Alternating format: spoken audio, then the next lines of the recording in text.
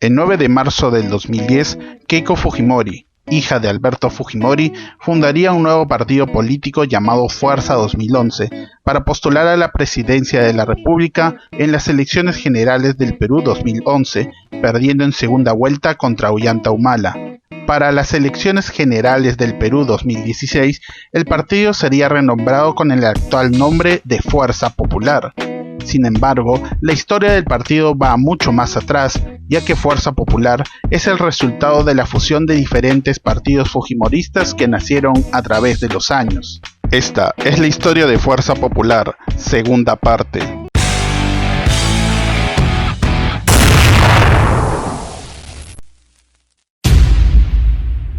La bancada de Fuerza Popular, siendo una abrumadora mayoría de 73 congresistas, desde el primer momento se mostró obstruccionista. Además tenía una alianza con el APRA, a pesar de que ambas bancadas lo negaron. Siempre tenían las mismas opiniones, siempre votaban igual y siempre se protegían entre ellos, sobre todo cuando habían actos irregulares, interpelaciones, bloqueos, blindajes, archivamiento de acusaciones constitucionales y archivamiento de leyes. Algunos congresistas de la bancada naranja eran los ya conocidos Kenji Fujimori, Cecilia Chacón, Jenny Vilcatoma, Luz Salgado, Lourdes Alcorta, Marco Miyashiro, Luis Galarreta, Leia Xiwan, Úrsula Letona, Miguel Ángel Torres, Carlos Tubino, Bienvenido Ramírez, Moisés Mamani, Patricia Donaire, Rosa María Bartra, Daniel Salaverry, Héctor Becerril, Karina Beteta, María Aramayo, Yesenia Ponce, Rolando Reategui, Carla Schiffer, entre otros. Durante el primer año del mandato de Pedro Pablo Kuczynski, perdió a 3 ministros sin causa justificada, debido al control político ejercido por el Congreso y la bancada de Fuerza Popular. El primero en caer producto de una interpelación y posterior censura fue Jaime Saavedra, quien conducía la cartera de Educación. El ministro dio su exposición y respondió el planillón de preguntas del Congreso, a pesar de la poca asistencia de Fuerza Popular, quienes demostraron poco interés en sus descargos, demostrando que el propósito era censurar al ministro sin importar argumentos, razones ni explicaciones. Tras 11 horas de exposiciones y debates, la bancada fujimorista anunció que presentaría una moción de censura contra el ministro de Educación. Jaime Saavedra declaró a la prensa de que no renunciaría ante el pedido de censura. El 15 de diciembre del 2016 se llevó a cabo el debate de censura del ministro, obteniendo como resultado final 78 votos a favor, ninguno en contra y ninguna abstención, debido a que las bancadas de Peruanos por el Cambio y de Frente Amplio, en contra de la censura, se retiraron del hemiciclo antes de la votación, alegando de que todo era una farsa y que la mayoría aplastante del fujimorismo y el APRA habían hecho ejercer una presión y que es la primera muestra de poder para obstruir el gobierno de Kuczynski. A Jaime Saavedra se le dio un plazo de 72 horas para presentar su carta de renuncia.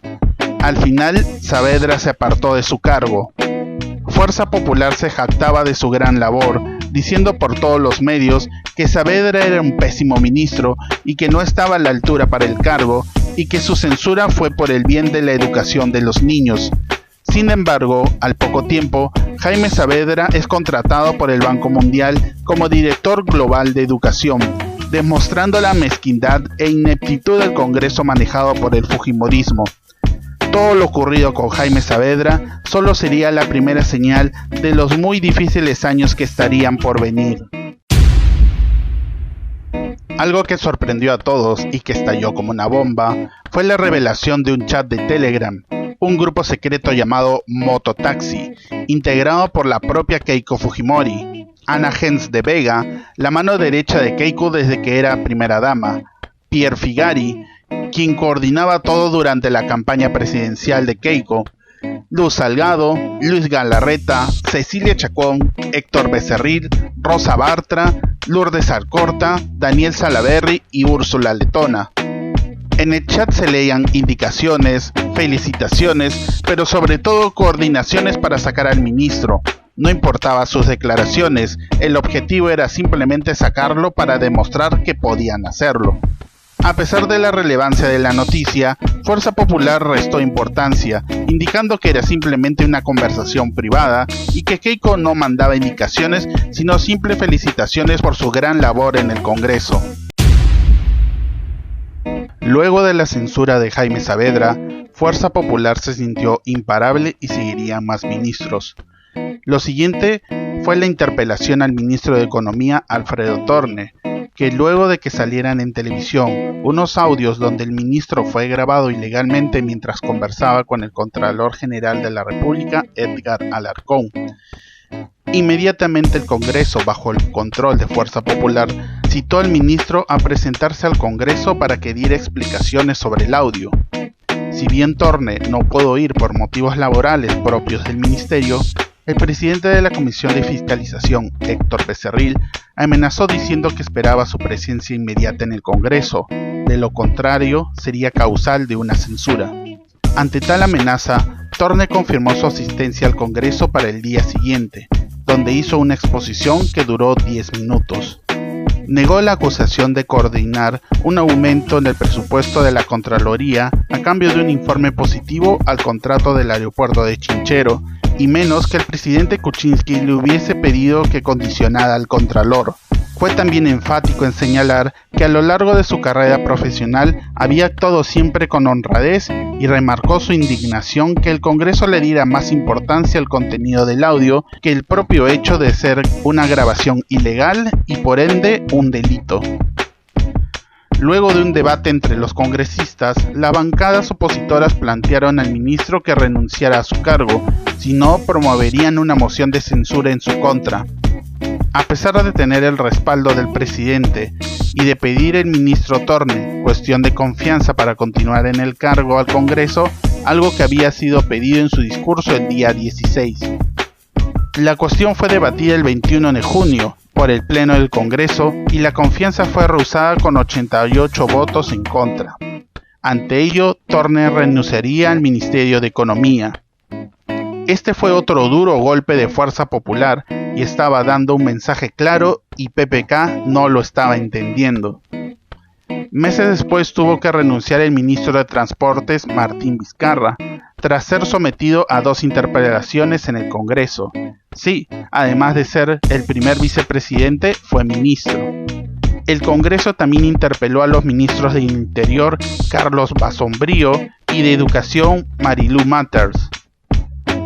A esto se suma la crisis total del gabinete, generada luego de que el Congreso rechazara la cuestión de confianza planteada por Fernando Zavala, cerrando filas en torno a la ministra Marilú Matters, a quien la oposición había amenazado con censurar. Hay que tomar nota de esto, ya que este sería el primer rechazo de cuestión de confianza, cosa que sería clave para eventos futuros. Tras la decisión del Congreso, el presidente Kuczynski aceptó la renuncia de los ministros y conformar un nuevo gabinete. Esta vez sería Mercedes Adaos quien juramentó como presidenta del Consejo de Ministros del Perú junto con nuevos ministros. Si bien el Congreso le dio el voto de confianza, este gabinete no duraría mucho tiempo.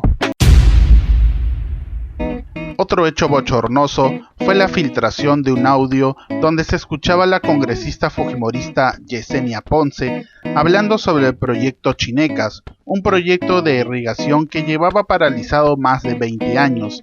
Sin embargo, lo más resaltante fue que la propia Keiko Fujimori le pidió guardar el proyecto para el 2021 cuando sea ella presidenta. No vamos a ayudar al Ejecutivo, vamos a guardar este proyecto para nosotros. Y si ese proyecto beneficia al Ejecutivo, no va. No me interesa si se perjudican 10.000 o 100.000 personas. No va. Este audio evidencia las ambiciones de Keiko Fujimori. Sin embargo, al igual que la revelación del mototaxi, Fuerza Popular minimizó la filtración y la blindó de cualquier acusación. La congresista Rosa María Bartra presidía la comisión de investigación del caso Lava Jato. fue implacable en la búsqueda de culpables, pero por ridículo que parezca, en sus investigaciones y acusaciones no se incluía ni a Alan García ni a la líder de su partido, Keiko Fujimori. Es así que para diciembre del 2017 dio a conocer una información de Odebrecht, en la que se aseguraba que Westfield Capital, una empresa de asesoría de banca de inversión fundada y dirigida por PPK, había realizado 7 consultorías para Odebrecht entre noviembre del 2004 y diciembre del 2007 por $782.000, es decir, coincidiendo con la época en la que Kuczynski había sido ministro de Economía y presidente del Consejo de Ministros del gobierno de Toledo. La información revelaba también que otra empresa, First Capital, constituida por el chileno Gerardo Sepúlveda, socio de PPK, había realizado asesoría para Odebrecht entre el 2005 y el 2013, recibiendo como pago a sus servicios más de $4 millones. Además, se sabía también que ambas empresas de asesoría compartían la misma dirección fiscal. Esto fue una oportunidad de oro para Fuerza Popular y pidió al presidente que renuncie a su cargo o si no sería vacado por el Congreso.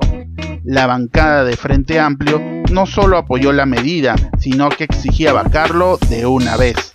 Pedro Pablo Kuczynski negó su participación en las acusaciones con un contrato con Odebrecht durante el gobierno de Toledo. El Congreso decide solicitar la vacancia del presidente sin tener pruebas concluyentes hasta la fecha. Llegado el día 21 de diciembre del 2017, PPK se presentó con su abogado Alberto Borea. Iniciaría el presidente negando que hubiese cometido algún acto de corrupción. Luego vino la defensa de Borea, que tuvo como eje de su argumento en que el pedido de vacancia era una exageración, pues no se podía acusar a un presidente de la República sin demostrar con pruebas fehacientes su incapacidad moral permanente. Consideraba que los delitos imputados debían ventilarse primero por la comisión investigadora antes de sacar conclusiones apresuradas. Rechazó también que PPK haya mentido reiteradamente sobre su relación con Odebrecht, pues los hechos en cuestión habían ocurrido hacía 12 años y no tenía por qué tenerlos presentes al detalle. Luego de esto, el debate en el Congreso duró más de 14 horas. La votación para la vacancia se llevó a cabo pasadas las 11 de la noche, con el siguiente resultado: 78 votos a favor, 19 en contra y 21 abstenciones. Una de las bancadas, la de Nuevo Perú, se retiró antes de la votación, exclamando que no se prestaría al juego de los fujimoristas.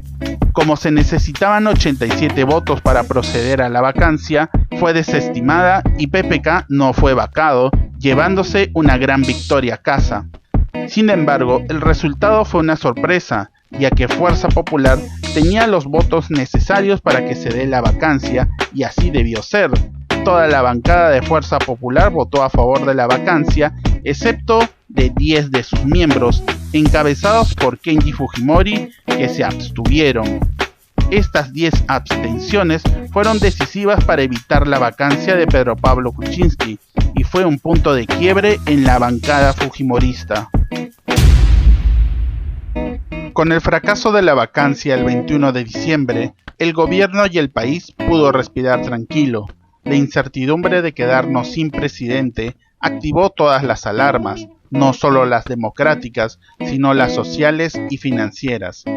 Sin embargo, el 24 de diciembre, cuando nos preparábamos para la llegada de la Navidad, un mensaje del presidente anunciaba el peor regalo de Navidad para el pueblo. Alberto Fujimori había sido indultado y saldría en libertad. PPK concedió el indulto humanitario a Alberto Fujimori, que se hallaba preso desde hace 12 años, con una sentencia de 25 años por delitos de violaciones a los derechos humanos por los casos La Cantuta y Barrios Altos. PPK invocó a la juventud a no dejarse llevar por el odio, pasar la página, para conducir a un país hacia un bicentenario fraterno de paz y prosperidad. El gobierno aseguró que el indulto se había decidido por razones puramente humanitarias, ante los diversos males físicos que aquejaban al exdictador, confirmados por informes de una junta médica. La noticia tomó por sorpresa al pueblo, y en su indignación, la mismísima noche del 24 de diciembre, miles de peruanos dejaron sus hogares, sus familias, sus tradiciones y salieron a las calles a marchar, en una muestra sin precedentes de rechazo al indulto. La Navidad en Perú se recibió con pancartas y banderolas, las calles de Lima y otras ciudades del país lleno de personas, familias enteras reclamando un indulto injusto. Inclusive, un gran grupo protestó frente a la Clínica Centenario, donde estaba Alberto Fujimori, quien había sido internado unos días antes. Las protestas continuaron los siguientes días y fueron convocadas grandes marchas. Una vez más, el país estaba dividido. Luego de unas nefastas fiestas de fin de año, el presidente Pedro Pablo Kuczynski tuvo que recomponer su gabinete ante la renuncia de varios ministros a modo de protesta por el indulto, entre ellos Salvador del Solar, quien fue ministro de Cultura. Para PPK, esta nueva versión la llamó el Gabinete de la Reconciliación. Sin embargo, estas nuevas medidas no contentaron a la población, que seguía en las calles reclamando la anulación del indulto. Mientras tanto, en los cuarteles del fujimorismo existía una ilusión de paz y amor. Si bien, luego del indulto donde el fujimorismo demostró estar más unido que nunca, la verdad es que no se olvidaban de la traición que significó no lograr la vacancia de PPK, por lo cual, a finales de enero del 2018, Fuerza Popular inició un proceso disciplinario para Kenji Fujimori, Bienvenido Ramírez, Maritza García y 7 congresistas más, quienes ante este hecho anunciaron su renuncia al partido, formarían un nuevo bloque congresal e iniciarían así una guerra civil dentro de Fuerza Popular y el fujimorismo. Si bien por ley no podían crearse nuevos bloques por la ley antitránsfuga, eso no detuvo a Kenji y llamó a su nuevo grupo Los Avengers. A partir de aquí, los Avengers soltarían mucha información de cómo se manejaba el partido internamente, de las presiones y maltratos que ejercían los líderes sobre los invitados y otros partidarios, que las decisiones las tomaba Keiko Fujimori y eso no se cuestionaba, y que todos debían acatar órdenes y punto. Así sería frecuente ver a los Avengers y a Fuerza Popular enfrentarse constantemente, no solo en el Congreso, sino en los medios de comunicación. La guerra estaba declarada y lo que vendría no se lo esperaba nadie. Frente Amplio, uno de los partidos de izquierda que tenía representación en el Congreso, impulsó un nuevo pedido de vacancia presidencial por el indulto a Alberto Fujimori. Sin embargo, no recibió apoyo de Fuerza Popular. Ante nueva información de la Comisión Lavajato, revelaba que desde las empresas y consorcios vinculadas al grupo Odebrecht se había hecho transferencias hacia Westfield Capital, una empresa unipersonal de Pedro Pablo Kuczynski, por $1.893.841, es decir, $1 millón más de lo que se conocía hasta ese momento. Fuerza Popular impulsó un nuevo pedido de vacancia contra PPK por incapacidad moral permanente, y si bien tenía el apoyo de Frente Amplio, Nuevo Perú, Alianza por el Progreso y el APRA, con los votos en contra de Peruanos por el Cambio, el partido de PPK y los Avengers de Kenji, no alcanzaría para vacarlo. Pero contra todo pronóstico, un hecho cambiaría la historia del país para siempre. El 20 de marzo del 2018, Fuerza Popular mostró las pruebas de que el gobierno estaba comprando el apoyo de congresistas para que votaran en contra de la vacancia presidencial, un rumor que circulaba durante el primer intento de vacancia. Se trataba de videos de reuniones entre los Avengers, Kenji Fujimori, Bienvenido Ramírez y Guillermo Bocángel, y el congresista de Fuerza Popular y representante de Puno, Moisés Mamani. El motivo de la reunión era para que no apoyara la vacancia presidencial. En uno de los videos se ve a Kenji Fujimori en una reunión con Mamani, en la que también se encuentra Bienvenido Ramírez, quien le hace una serie de ofrecimientos al congresista puneño para que pueda agilizar obras y proyectos para su región a cambio de sumarse a su grupo y apoyar a Kuczynski. En otro video se ve a Bocángel hablando sobre el control administrativo del Congreso una vez que accedan a la mesa directiva. Y en un tercer video se ve a Alberto Borea, abogado de Kuczynski en el tema de la vacancia, explicando a Mamani sobre aspectos de ese proceso y dándole el número telefónico de un ministro de Estado. Pocas horas después, los fujimoristas dieron la estocada final, al difundir un conjunto de audios en los que se escucha al ministro de Transportes y Comunicaciones, Bruno Yufra, ofrecer a Mamani obras a cambio de su voto para evitar la vacancia. La prensa resaltó una frase de Yufra en la que dice: «Compadre, ya sabes cómo es la nuez y qué cosa vas a sacar», presumiblemente haciendo referencia a los beneficios que sacaría Mamani si votaba en contra de la vacancia.